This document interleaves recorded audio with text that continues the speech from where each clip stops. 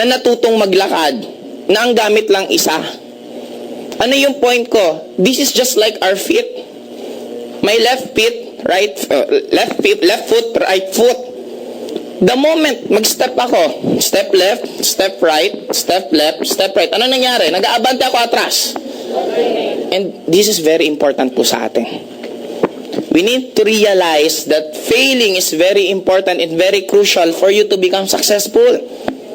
Maraming nagsabi sa amin, kaya kayo nakaka-recruit kasi marami kayong pera, kasi magagaling kayong magsalita. You're wrong. Kaya kami gumaling magsalita dahil sa sobrang dami ng nakakausap namin na pilosopo, na nagre-reject sa'yo, mga negative na tao. Sa sobrang dami, dun kami gumaling ng gumaling, kaya kami naging magaling. In short, kahit hindi ka marunong, it's normal. Wala pong natuto, na first attempt niya, magaling na siya.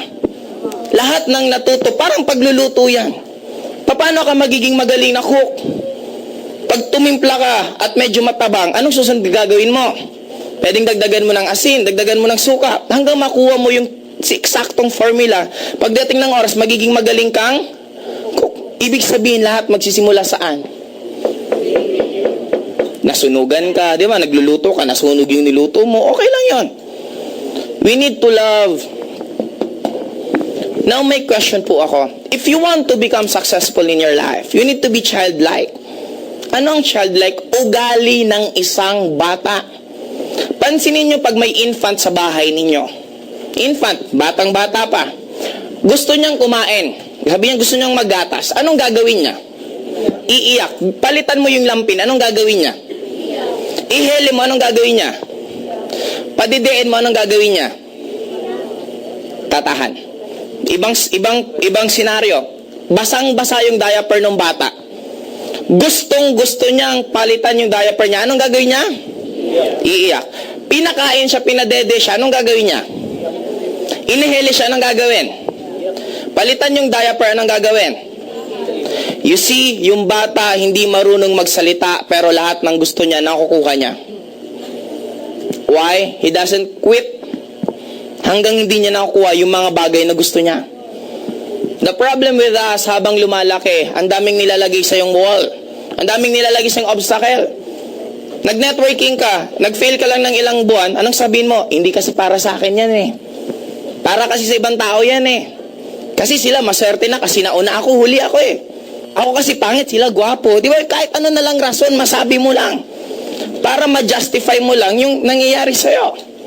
But take note guys, ang bata, maliban sa hindi sila nagko-quit. Second, madali silang tumawa. Lahat po tayo may tinatawag ako na lahat ng bata is genius nung pinanganak. Genie in us. Yun ang ibig sabihin ko ng genius. Lahat po tayo merong genie sa loob ng katawan natin. If you're familiar with the movie of Aladdin, actually yung pinaka-first na movie nun, hindi po siya 3 wishes. It is an unlimited wish. Now, pansinin mo, pag meron kang gusto na isang bagay, saan ba nagsisimula lahat? Sa utak mo. Gusto mong kumain ng egg sandwich. Iisipin mo, masarap kumain ng egg sandwich. Now, I have 2 choice. Bibili ng egg sandwich or magluluto or gagawa ng egg sandwich. Now, mapansin mo maya-maya, kumakain ka na ng egg sandwich. Ibig sabihin, saan siya magsisimula lahat? Your thoughts. Kaya lang, we are the victim again of tinatawag ng social conditioning. Sa school, anong tawag? Is number 1, anong tawag pag cheating? Masama, hindi. After mo graduate, nagtayo ka ng isang negosyo at nag-hire ka ng accountant, nag-hire ka ng engineer, nag-hire ka ng lawyer, ang tawag po dun is cooperation. Now, anong pagkakaiba ng cheating sa cooperation?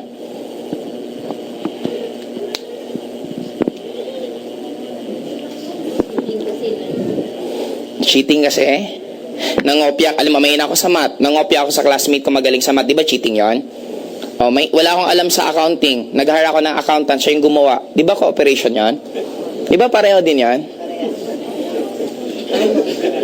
Now, bakit kailangan i-separate yung mga galing ng kada isa para lalong hindi ka maging magaling? Kasi ang pinakamabilis na way of progress ng learning is magsama-sama kayo. Pag naghiwa-hiwalay kayo at magbibis ka lang sa sarili mong galing, walang mangyari. Itong building na to, nagawa ba to dahil sa isang valedictorian? Dahil sa isang cum laude? No. Nagawa tong building na to dahil sa architect, dahil sa engineer, dahil sa electrician, dahil sa laborer. Ibig sabihin, iba't ibang tao ang nag-combine bago mabuo to. But anong ginagawa dito? Dapat mag-isa ka lang. Magaling ka sa science, magaling ka sa Filipino, magaling ka sa English. Hindi mo kayang i-memorize yun. Bakit nga? May teacher ba na siya ang teacher sa lahat ng subject? O yung teacher nga, hindi niya ma-memorize lahat? Tayo pa expect na i-memorize lahat? Guys, sometimes, you need to wake up. Don't ever do things dahil lang sa nakalakihan mo. Don't ever do things dahil yun ang sinabi sa'yo. Sometimes, it's not bad to analyze things. Tama ba ginagawa ko or hindi? Ang dami sa atin na ito ang ginagawa. Para tayong zombie. You don't analyze anymore. Tayo ang pinakamagandang creature sa buong world. Hindi po tayo hayop na hindi tayo pwedeng mag-isip. We can analyze things.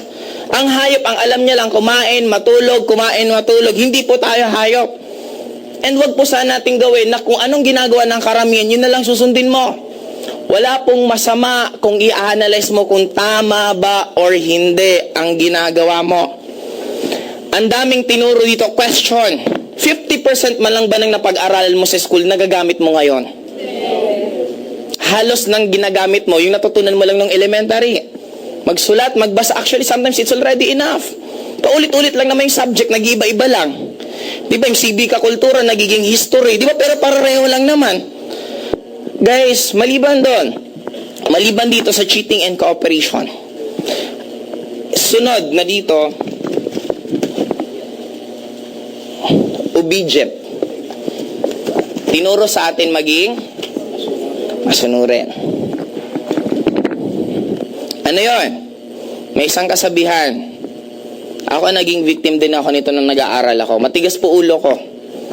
Pag feeling kong tama ako, in-argue ko teacher ko. Sinabihan ako. Alam mo, kasi may isa akong teacher, galit na galit ako sa kanya. Pinagsabihan ko siya ng pinagsabihan, sir, mali ka, ganito, ganito. Galit din siya sa akin. Sinita ko ng isang teacher, pinagsabi, hindi man sinita, in-advisean ako. Alam mo, Joseph, kahit tama ka, i-teacher yan, wag mong kontrahin. Kasi mali yun. Imagine mo ganun na logic. Mali na nga siya, hindi mo pa siya kukontrahin. Kaya lang pansinin mo, pag kinarer mo ng todo, ang lahat ng tinuturo sa school, you will be a great.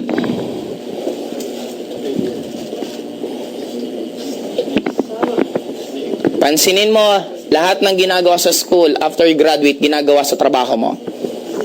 Almost 8 hours a day ang trabaho sa school, ganun din ang trabaho.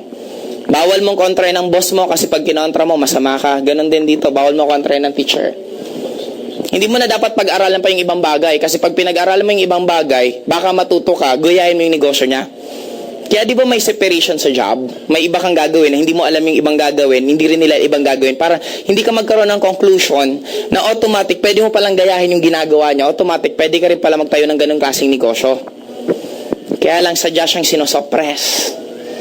Bakit? Para you're so busy. May tanong lang po ako. Sabi ko nga po sa inyo, oy, dumi. Ano yun? Meron ba? Ano yun itim? Meron ba? Uy, pahingin naman ng tissue. Ayan, isipin nyo na lang ako, si Nora Honor, lumipat lang dito. Okay. Ngayon, nawala tuloy ako. Yun. May dalawang klaseng alipin noon. Ayun, thank you po, sir. Hindi nyo pa naman to okay. Malay mo siningahan eh. Anyway. Anyway, ganito guys. May dalawang klaseng alipin before. Alipin sa gigilid, aliping namamahay. May question po ako sa bawat isa. Ang alipin po ba may freedom? May uniform po ba sila? Okay. Ngayon, meron po ba silang savings? Halos wala rin. Ngayon, second question. Ang nagtatrabaho po ba may freedom? Meron po ba silang uniform? Meron po ba silang savings? Again, zombie. Meron po bang uniform ang zombie? Oh, may distinction sila. Mahalata mo naman ng zombie. Tama? Ang dami naman yan. Okay, sunod na question. May freedom po ba ang zombie? Wala. May gawa silang move na sila lang gumagawa.